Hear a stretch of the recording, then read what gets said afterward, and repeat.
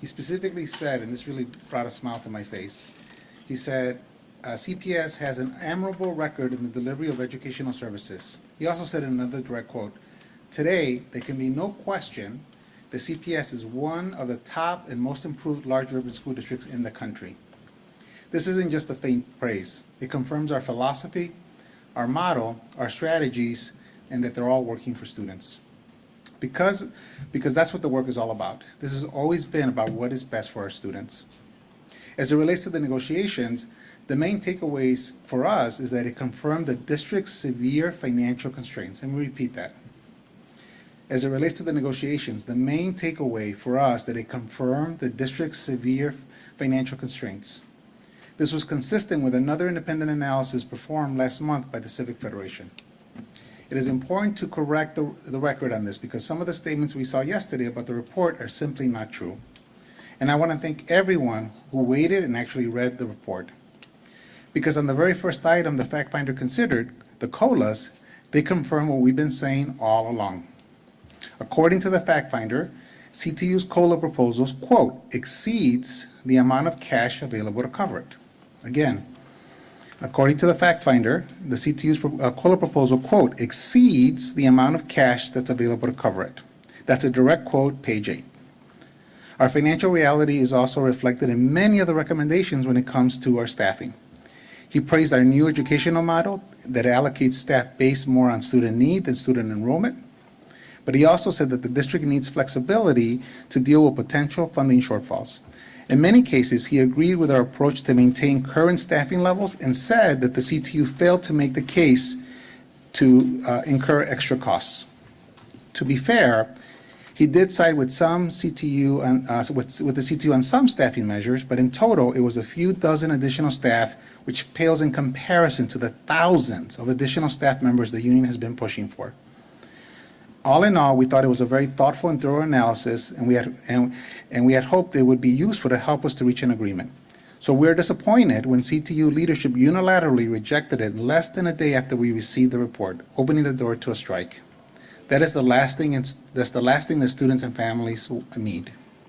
And given how close our teams are to an agreement, we see no reason for such a drastic step.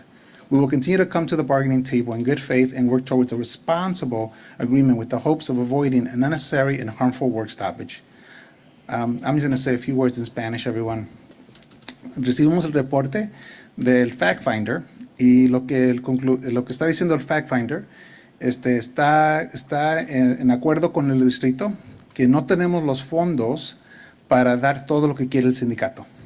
Por ejemplo, ahorita nosotros estamos recomendando 4% de incrementos cada año por los próximos 4 años, y el fact finder dijo directamente que no tenemos más dinero para dar más.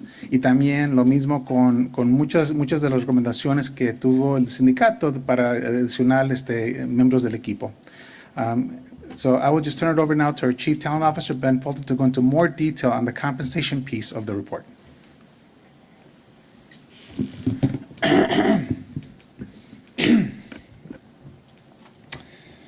Thank you, CEO. Can you all hear me? Great. Look, I saw some coverage yesterday about how this report suggests that we have more financial resources than we're letting on. The assertion that CPS is in the best financial position in its history and has more resources than it's admitting to is just simply a misrepresentation of the fact-finding report. I hope you all read it. Nowhere in the report does the fact finder suggest that CPS has some abundance of money available to meet all of CTU's staffing demands and salary demands. Our budget deficit is north of $750 million next year. Our chief budget officer said it is in the realm of doable for us to be able to close that. That's in the report. It's in the realm of doable for us to be able to close that deficit. So the idea that we just have, that this fact finder report is saying that we have just tons of flexibility to meet all of CTU's staffing demands just simply isn't true, and it's a misrepresentation of the report. We appreciate that the fact finders acknowledges the district's financial reality, especially when it comes to compensation. The report clearly states that CPS does not have the money to fund what CTU is asking for with cost of living adjustments. Instead, it recommends moving forward with the cost of living adjustments that we are offering at the district. This is the same offer that we've had on the table since September. I've come to this podium every week and told you we didn't want to nickel and dime our educators. We know they deserve a fair raise, but this is the same increase that we've been talking about since negotiations began. And let me be clear, this is the highest salary increase for CPS teachers in the last several cycles, in 14 plus years. If you look at the handout that we distributed to you today, previous contracts have reached a maximum yearly increase of 3.5%, even after teachers went out on strike. And those 3.5% were in a good year. Some of those years included multiple furlough days, increased healthcare costs for employees, and other drastic measures. And for 2 of those years, there was no salary increase at all. So by contrast, CPS began negotiations for this contract by guaranteeing our teachers a minimum of a 16% raise over the life of the agreement. Our teachers do an amazing job. I'm so proud to walk our schools all the time and pop into classrooms and see the incredible work that our teachers are doing. They deserve generous compensation increases, and we believe that we've met that bar. But as the fact finder's report clearly says, what's on the table right now is the most the district can afford without compromising student programming and putting the jobs of the existing staff that we have in peril. We can't do that to our staff. The fact finder also largely sided with the district when it comes to step increases in the contract. I've read coverage that says that they sided that they sided with the union. That's just simply not true. This is critical. CTU proposed an additional $103 million additional dollars for additional step increases over the life of this agreement. That's their current proposal. We proposed $10 million. The fact finder recommended 20. So while the fact finder recommended more than we offered, it is still less than 20% of what CTU was even asking for. And it's less than 10% of what they originally asked for. Nearly $250,000. So moving from our position at 10 to their position at 20 versus our position at 10 to their position, which is currently at 100 plus, started at nearly 250, $250,000,000. We think that, I just want to provide that context that's where the fact finder landed on step increases. So while this is more than CPS recommended, we are reviewing the rationale thoroughly. We're going to give this recommendation from the fact finder the consideration that it deserves. So again, it's important to note that the districts, that the fact finder went on and to show that that the district's proposals, especially around cost of living increases, which is the most expensive piece that's still on the table, he recommended the district's proposal, and we're pleased with that because we think it shows a real recognition of the district's finances. So I'll turn it over to my colleague, Miguel Peretta, our Chief Labor Relations Officer, to talk through a little bit more about the staffing proposals in the report.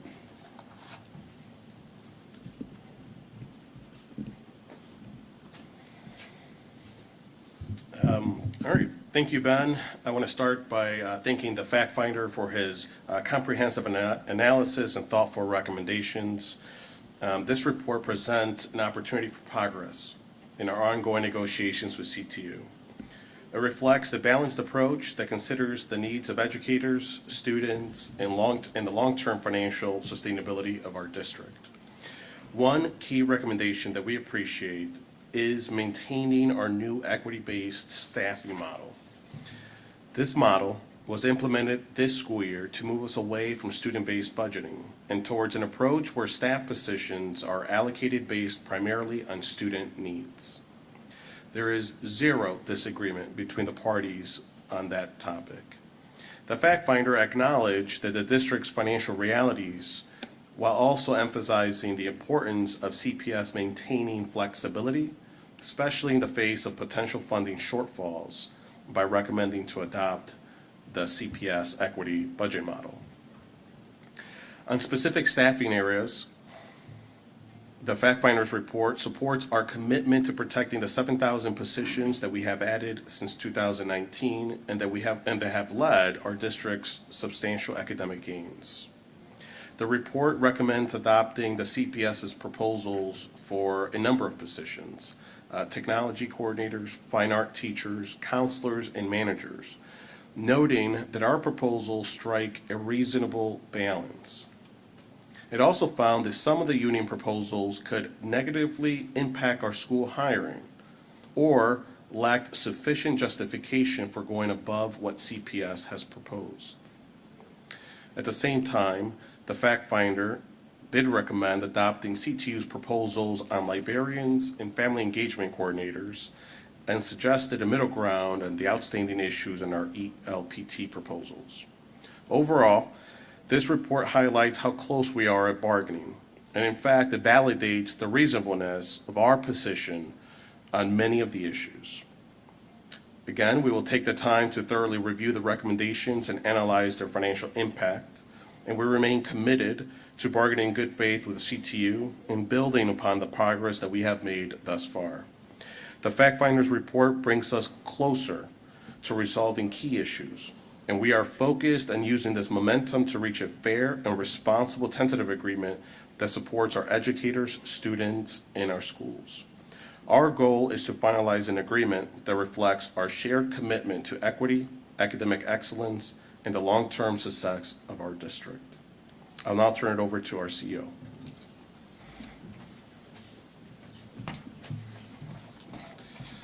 Thank you, Miguel. Before we go to Q&A, I want to respond to something we've been hearing. There seems to be a line of thinking that every time there's a contract negotiation, which was 2012, 2016, 2019, CPS says that we can't afford it. But once there's an agreement, we somehow magically figure out, and all this money comes down and we figure out how to pay for it. Here's the truth. The way we've been able to afford these agreements was because we spent months and months negotiating until we got something to the realm of possibility. And sometimes not even. For example, in the mid-2010, we had years with no COLAs at all. We had years with multiple furlough days. And in the 2019 contract, if we didn't have the pandemic and the funding that came with it, we would have had to do furlough days. We would have had to cut programs and even have done layoffs. So keep in mind that CTU started the negotiation with asking for 9% COLAs, close to 14,000 new staff, and $10 billion with a B in additional spending. I'm happy that they brought those demands down. It took till December, but they brought them down. We told them this wasn't affordable. They came back with 6% COLAs, and right now they still are requesting 5,000 new staff. We also have told them that this is unaffordable. In fact, we told them from the beginning that what we could afford, which is, as our talent officer said, 4% raise is the highest we've ever done, and we have agreed to some additional staffing that is very, very basic and that is based on need and is very reasonable. So, as we stand here 10 months later, we're close on a deal with 4% COLAs and a minimal increase in staff in a few critical areas. We still have some concerns about our ability to afford this contract, which is why we have been so steadfast about our position. I hope we can resolve this once and for all, and I want us to really make sure that we continue to negotiate in good faith and not even consider any kind of work stoppage. So in that spirit, we'll continue to be at the bargaining table every single day, and with that, we'll take some questions. Is there a plan to close the deficit that CPS is currently operating on? And if so, can you lay out that groundwork? Yeah, so in simple math, we shared with you. So we have, and the fact finder, by the way, is very clear about this year's numbers. He was very specific. He actually called out the additional TIF money that would be part of a budget amendment, $139 million. That is enough to pay for the year one costs. So he was very clear about that. Of course, it's not enough for anything else, but it's enough to cover the CTU contract costs and what we think we would get with the CPA contract. So that was clear. Next year, we've said that if you take the 4% COLAs, our deficit would go from $500 million to about $750. we are advocating, if TIFs, again, did not exist today, CPS would be receiving 600 million every single year. Again, let me repeat that. If TIFs had been allowed to expire when they were required to be expired, we would be receiving $600 million every single year. That is still our request that we're making to the city. So that would bring our deficit down closer to 150. And so again, not that 150 is easy, but again, as a district our size, we also have to find efficiencies, and that would be our commitment to find those efficiencies. Usually the school district accepts or rejects the fact finder. Are you guys not ready to do that, or where are you guys on that? Actually, we didn't even have the opportunity to either accept or reject. One of the things is the CTU rejected the proposal without really kind of engaging in conversations with us as to whether these recommendations would be reasonable to, land, ultimately a deal. So we were not given that chance. CEO, I know that you're confident, Steve, you've said it a number of times that you don't think there's going to be a strike, but where are you now with that after they've rejected this, and you seem to me you're very far apart in how you've interpreted this report? Even more today, Sarah. I'm even more convinced. Again, what are our teachers going to strike about? This gives us, what we were hoping for in this fact finder report was to give an objective perspective. To just say, because there's been, even you guys have said, we don't know who to trust, we don't know who's telling, you guys say one thing, they say another. This is an objective person who has no interest in, in fact, the way I read the report was, he saw how close we were. And he's like, okay, maybe for the first time, I can actually produce a report that both parties will agree. And that's what he was trying to do. And God bless him. Because he saw how close we were. And so, more convinced than ever, Sarah, there is nothing to justify a strike. We are so close on the COLAs. Again, this is what we have. These steps, I think it's important that we do look at our tenured teachers. And we've added, we're adding staffing in a few select places based on need. So the other last two strikes, from the beginning, a lot of contention, a lot of hostility from the very beginning. Our team in this process, and I'm not saying that was right or wrong, by the way, I wasn't here, so I can't explain to you why it was that way. But in this process, my team has come to the table every day in good faith. They've listened to our staff. Even when we couldn't agree on the proposals, we explained either why, or we gave a counter proposal that was addressing the actual issue. That is why I just don't see it. Go on. You mentioned some hope that the report itself would spur some momentum at the bargaining table, and actually the CTU leaders said something along the same lines, even though their interpretation of the report was different. You were at the bargaining table, some of you guys were at the bargaining table today. Did you see any indication of that? Was the dynamic at the table and the tenor of the discussion different in some ways because this report is out now? Today we had a pre-planned agenda to talk about our clinicians. So we didn't get a good chance to kind of spend time to kind of talking about it, but we did end with, they did ask kind of what our thoughts were. Kind of we engaged in small conversations with respect to what their thoughts were. And I think what we shared is, we think this provides an opportunity for both parties to come closer to reaching an ultimate, a tentative agreement here. Also acknowledging there's a number of things that the fact finder remanded back to the parties to continue to negotiate. So, I think we also need to be mindful that, there's still a couple other priorities that the fact finder has not addressed. But I think in terms of compensation, in terms of staffing, I think it provides a real opportunity to get closer on that and ultimately close out some of those priorities. What about the teacher evaluations? It seems to be a real sticking point for the union.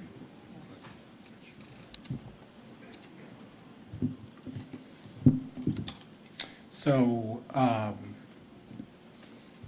we know that in order for our teachers to be as effective as possible for their students, they need a strong teacher evaluation system, both to hold every adult in this system accountable, but then also for the opportunity to to make sure that teachers are getting the types of supports and pre-conversations and post-conversations and debriefs and actually written feedback that they deserve. Any professional gets better when they get that written feedback. There's a couple of different issues. We've made a lot of progress on a lot of the teacher evaluation pieces, specifically expanding supports for teachers who work in the highest need communities. They get, we've committed to additional mentoring for teachers who are struggling, who work in those communities based on their evaluation score, additional due process steps for teachers who are teaching in the highest need communities. The biggest sticking point right now, frankly, is that CTU wants the overwhelming majority of their teachers of their tenured teachers to be evaluated every 3 years, and we don't think that that's a sufficient amount of evaluation. The teachers need more regular feedback. Which includes written feedback in part of a summative evaluation. Look, our team is evaluated every year, and we hold ourselves accountable in that way. And it's a really good opportunity for us to get additional support. So I think we've made good progress. We've also conceded that those teachers in our system who have the highest evaluation scores can move to a 3-year evaluation program. That's a significant concession from CPS. We are concerned about the overwhelming majority of our teachers being evaluated only every 3 years, so that continues to be a sticking point at the table for us. The other issue that is still outstanding is elementary school planning time, and I know last week you guys sent out something to teachers, to staffs, outlining your proposals, and included that, and from just like Facebook and those places where teachers respond, there's a lot of people who were very incredulous at the idea of 10 minutes of extra planning time, and I'm just wondering, where can you guys go from here? Because I feel like that's still an issue that is unresolved. These are still ongoing conversations with CTU around the elementary school day. We had discussions, including as recently as the last few days.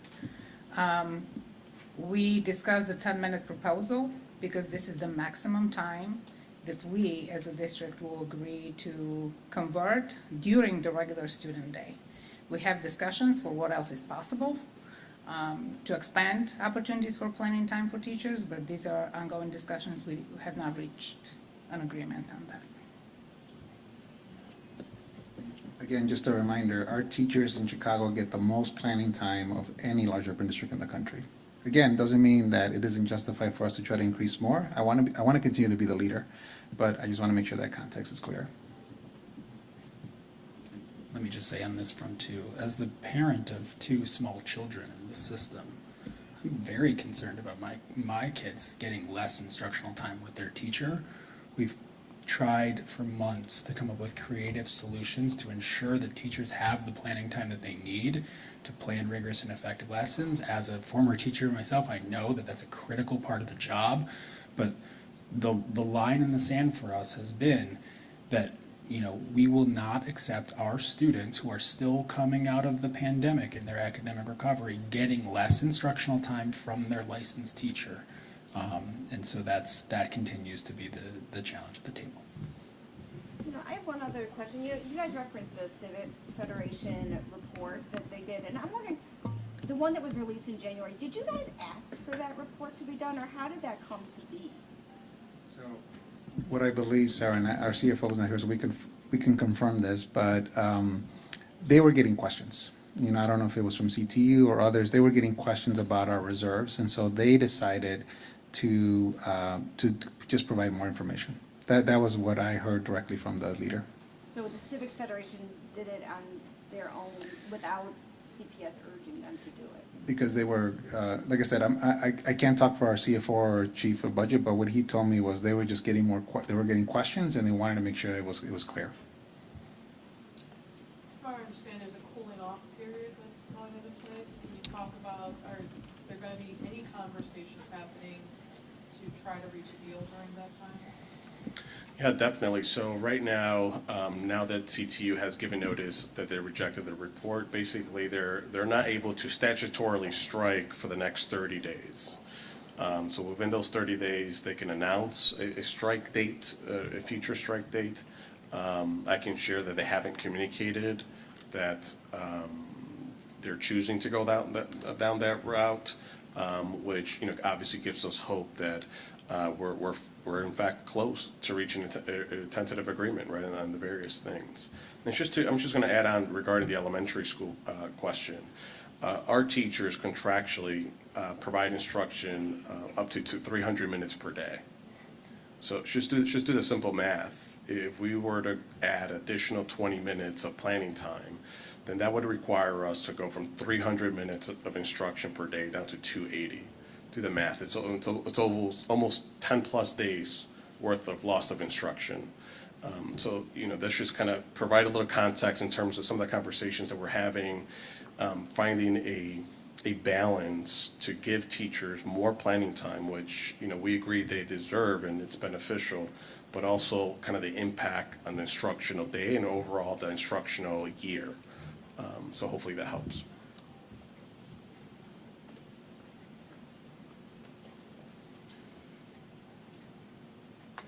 Thank you, everyone. Thank you. Thank you all.